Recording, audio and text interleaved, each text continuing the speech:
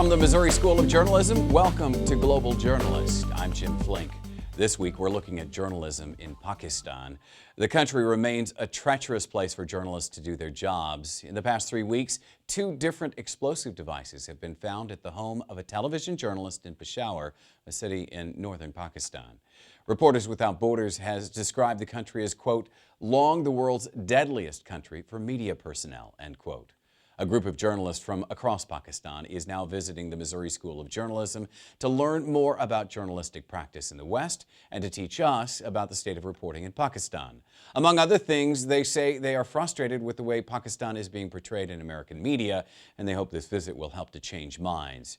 Joining us on Global Journalist this week are Khalid Khan. He's been a staff reporter at the Peshawar Bureau of the English language daily, The News International, since February 2008, covering the Provincial Assembly, political events, and issues related to Afghan refugees. News International is the leading English language newspaper in Pakistan and is published from Karachi, Lahore, and Islamabad.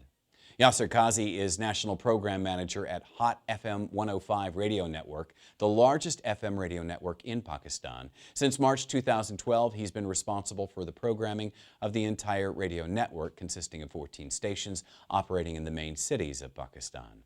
Asma Razak is a staff reporter at Abtak, an Urdu language television station in Islamabad. She covers financial issues and the Pakistani Ministry of Finance, among other things. And thank you all for joining us today on Global Journalist. So let's talk first of all about the visit. You've been in the United States for, what, a little more than a week, right? Yeah. You've been to New York and to Washington. First impressions of the U.S. and of your reception here?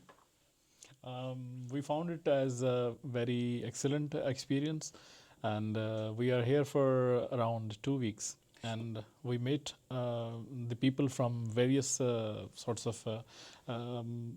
various classes of the society. We met the diplomats, we met the policymakers, we met the common people, we met the journalists of America, United States of America. So of course, the perception which we had in mind before visiting United States of America is different. Is the perception after visiting the country is better than the perception we had in our minds before visiting USA. And the East-West Center is designed to do just that, to improve relations and understanding between these two nations in particular.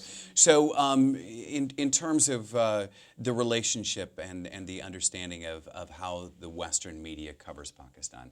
Earlier today, I heard from some of your colleagues that there is some frustration with the way that particularly your country is characterized by the U.S. media in particular. It seems to focus on the negative, not so much on the positive. You want to elaborate on that?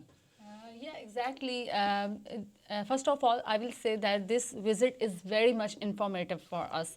And we had some other perceptions, and we had in our minds that in USA, we will not be welcomed so heartedly. But when we came here, we found that the people here are very nice, and they were very much enthusiastic, and they were eager to know about our country as well. And secondly, we found that the general perception in the minds of people there in Pakistan is that there are anti-Pakistani sentiments in the minds of common American people. But when we came here, we found that the reality is contrary to what the people there in Pakistan think about this country, because the people here are very much, you can say that they want to know about more and more about Pakistan, and they want to their culture diverse. The culture is very much diverse,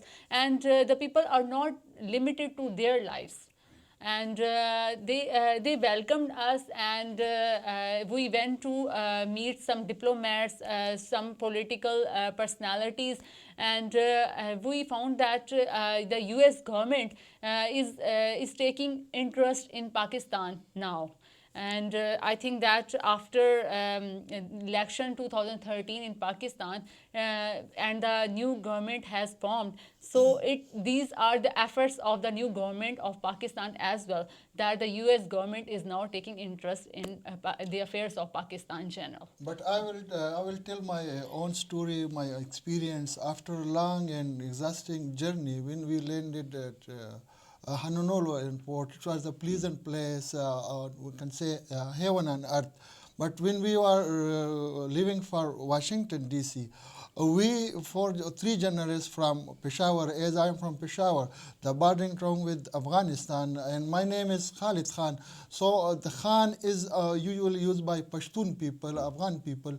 So me and my 2 other colleagues from Peshawar were staff on the Honolulu airport for extra security search, and even the search was so lengthy that we miss our flight. We miss our colleagues. They even we miss our luggages. They were already checked in. But thanks to Anne, who is our coordinator from East West Center, she stayed with us and she encouraged us that it happen in US, particularly when you are going through airports or airlines and American Airlines.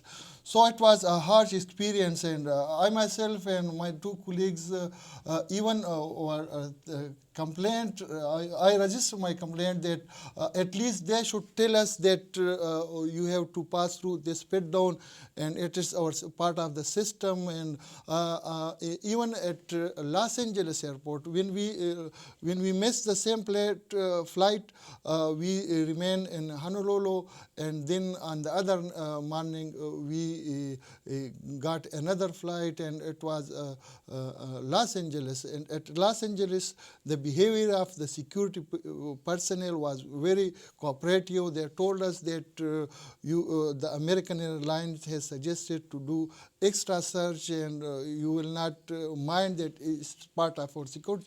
So my complaint is that at least they should tell us that it's a part of our system, and Sure. you have to pass through this. So it was harsh, but overall it is a good visit. I must say that when I told this story at State Department, so a high official in State Department apologized for it and said that we apologize for that. It is so interesting to me. Pakistan is the world's 5th largest democracy, the 2nd largest Islamist democracy, allies with the United States for decades, and yet more recently, maybe more characterized by a tense relationship. And yet you all, to a person, agreed that a year ago, were we having this conversation, we might be focusing more on the negative, the tension, but now things are improving. Explain what has happened in the last 12 months, in addition to the new government being in place, that has changed the relationship, perhaps amidst continuing drone strikes, amidst some other issues. That relationship is improving. Why so? Actually, the main reason behind this, my other colleague will also talk about it, but the main reason is the U.S. troops or the foreign troops which are based in Afghanistan. And 2012 is the withdrawal year. In August this year, the U.S. troops or foreign troops they will start their gradual withdrawal from Afghanistan. Right. So Pakistan is the easiest way, and it's the land route. It provides the land route, right. And U.S. Troops or other foreign troops will use the land routes of Pakistan while shifting their heavy machine equipments or when they are going back from Afghanistan. And that's why Pakistan is bordering with about 2,400 kilometer border with Afghanistan. Right. And if you want to peace and stability in Afghanistan, So you have to have good relation with Pakistan. That's why US is focusing more on to have develop, to strengthen its relation with Pakistan, and also to get together these two neighboring countries. And we should know, Khalid Khan, that you are from the northern tribal regions, and so you're much in tune with that relationship and what's going on. For those of you who may be further away. There is a number of reasons for this to develop the soft image of United States of America among the people of Pakistan, especially the people of Pakistan, because once upon a time there was a slogan that "Go America, go." But now when this situation has happened, that American forces, U.S. forces are about to be withdrawn from the area, the people of Pakistan are compelled to say that "Stay America, stay." So this is an interesting fact. One of the reasons, which is among the circles of various circles, one of the discussions, one of the reasons of such development of soft image of United States of America is after 2010, because in 2010 there was a supreme flood in Pakistan. And after that, the development projects from USAID and various organizations which are related to United States of America, being a positive step, the people of Pakistan have appreciated it, and they need such type of economic support from United States of America in the field of education, in the field of agriculture and energy. And the second thing, America has now focused on the awareness among the people of Pakistan that what USA is doing for the people of Pakistan, for the development of people of Pakistan in their own local languages through television and radio advertisements and in print media advertisements. So the image of United States of America is day by day changing in the sights of the people of Pakistan. And as Asma said, that the current government, Nawaz Sharif government, has also played a vital role in development of the terms between both countries and developing the soft image of United States of America. I think that the relations started improving after the visit of our new Prime Minister Mohammad Nawaz Sharif's visit to President Obama. I think they both sat together and they committed to strengthen the relations, the economic relations as well. Obama told Mr. Nawaz Sharif that U.S. government is committed to provide financial support to even the power projects of Pakistan, because Pakistan is energy deficient.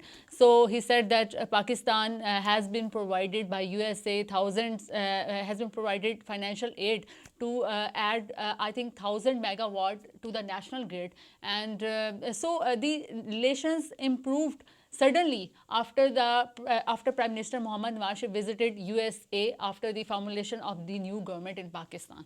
So now the gradual change is just because that the both countries are just thinking about strengthening relations and just to forget the things that were bettering the relations between the two.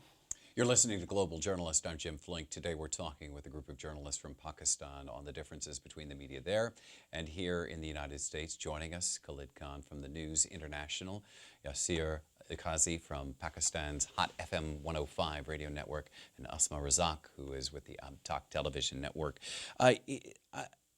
Performing your job in your country, and I'm guessing maybe it's different in the northern tribal regions than it might be in the urban areas, but it is a dangerous job. You said 94 deaths in the last 10 years, and I'm curious about your perspective about how that changes whether you're in a northern tribal region or whether you're in an urban area. Anyone want to weigh in on that?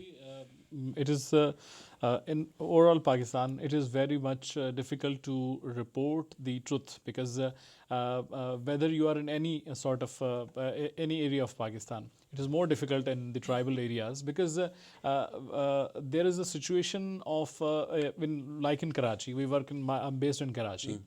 There are many militant wings of various political organizations which pressurize you to report as per their wish and desire. So that is very difficult.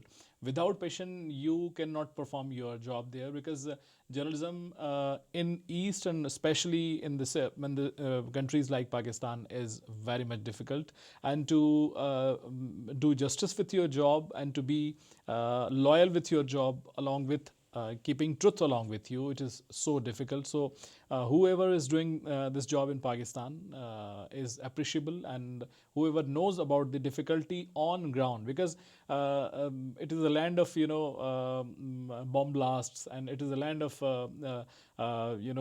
suicide bombers. And so going among them and to reporting from those areas, you talked about 94 journalists. Most of the journalists are among these journalists who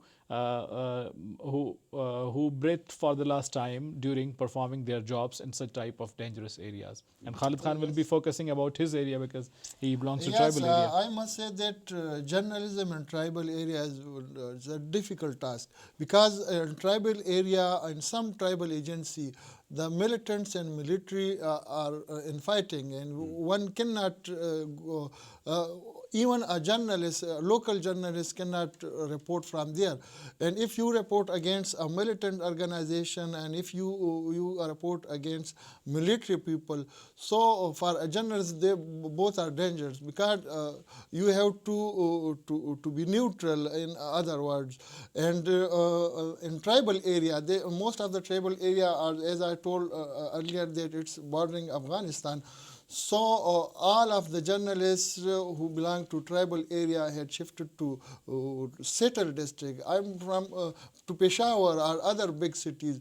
So you cannot report an actual position, because you have for military operation you have to get in permission from the army people, that's called ISPR, that's why. And if you go against the militants, so you will receive threats from them. So it's very difficult in our area, in tribal area, to do journalism.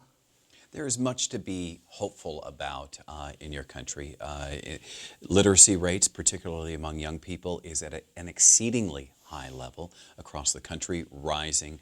The economy, which you cover, seems to be showing some signs of hope.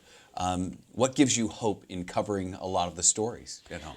Yeah, when till the last year, 2013, I was thinking about the Pakistani economy in a very pessimistic way. Right. I was thinking that Pakistan has to go to IMF now and will be requesting some amount of money. Pakistan has gone to IMF now and has and $6.6 billion have been approved by IMF to Pakistan economy. But one thing is there, that the new government has presented a set of reforms, economic reforms, and these reforms include the 2% addition in general sales tax, and now we have to pay 17% general sales tax on purchase of one thing.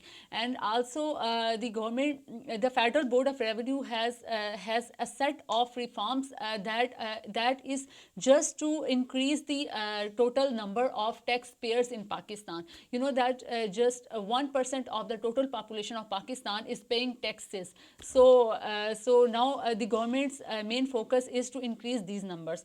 And they have now taken a number of initiatives that include the federal excise duties enhancement, also the income. Now I'm earning around about 70,000 rupees per month, but I have to pay 1,200 rupees in income, in the name of income tax each month, and it's up to my employer, who deducts from my salary this amount and deposit it in government treasury. So these are the reforms that are making Pakistan developed. And if we see that Pakistan is energy deficient country, we see that there are many initiatives that are being taken to enhance power plants in the country. For example, Dasu Dam, the Dasu Power Project that has been promised by the US government to provide financial aid for, and also the Dayamir Basha Dam, and these are the projects that would be adding almost 2,000 megawatts to the national grid in the coming years. So I'm seeing that I'm very optimistic about the economic future of the country. So I think that the GDP rate of the country at the end of this financial year, that is 2013-14, would not be less than 4. You speak of the reformist government. It strikes me, and as a very casual observer, that the trial of Pervez Musharraf and the general atmosphere where the media, you, are holding the government more accountable, and the government in response is being much more accountable on any one of a number of levels, is one of the big turns. Is the Musharraf trial more symbolic, less symbolic of that sort of reformist government at work, do you sense? I think it is more symbolic. Okay. Yeah.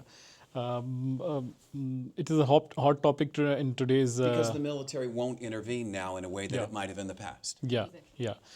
It seems more symbolic, but we are used to of surprise decisions by the judiciary of Pakistan, or we are used to see the situations, various surprise situations. If we see the past history of last 20 years, 2 decades, we can see there are many surprise decisions. So we cannot predict what will be the exact result of this all, but it seems more symbolic. Right. But the punishment for high treason is capital punishment, Right. and Musharraf. And that's the path that this continues to stay on. I think many people thought this trial would never take place, that at some point they would grant Musharraf the exit that he has been asking for, and yet that hasn't happened. Does that give the whole of the Pakistani populace some hope? I mean, obviously there are going to be some pro-Musharraf people that don't like that, but does that give people hope? Yeah, people are, I think, hopeful, and judicial system in Pakistan has improved after the former ex-chief justice who was Iftihar Muhammad Chaudhry, and he has paved a new way for judicial system in Pakistan. So the people are hopeful that the rebels, the people who are against the constitution, who have formulated the new policies and that are totally against the constitution of Pakistan, would be imprisoned and would be tried here in country. Earlier today, one of your colleagues talked about the many sacrifices, the yearning for sovereignty in your country, the yearning for self-governance and sovereignty, and how important that is, and that it was very important that the West, that the U.S. understand that you've lost 60,000 civilian lives in the war on terror, and almost 100 journalists, and that was a message that I believe it was she hoped that Western media would embrace and understand. Do you think Western media understands that? Should it do a better job? Very sorry to say that Western media, and including the media of United States of America, doesn't highlight the positive image of Pakistan, positive activities of Pakistan, because whenever we such type of exchange programs bring together the experiences of various fields, especially the journalists. And when we had sessions for 3 days with our US colleagues at Honolulu, Hawaii, first of all, we asked them that what is the image of Pakistan in your sight? Right. So that was not so hopeful, and that is because of the issues highlighted by the Western media, especially US media. And we were discussing yesterday about the positive changes in Pakistan, not only the activities of local level, but there are certain things. There are sportsmen, there are mountaineers, there are people from various fields who need exposure on international level. For instance, I can tell you that around 2 months back, there was a youth festival, Punjab Youth Festival in Punjab, and the people of Pakistan, the youth of Pakistan made around 19 world records, which were endorsed by the Guinness Book of World Record. But there's no mention about it in Western media. So positive things which are happening in Pakistan, because there's not only bomb blast, but there are flower shows, there are Karachi literature festivals, there are music conferences of international level, but those are not endorsed and reported in Western media. Only the negative image of Pakistan, negative things of Pakistan are interpreted. The same question we asked from ABC News. We visited ABC News and also CNN. One of the responsibles of ABC News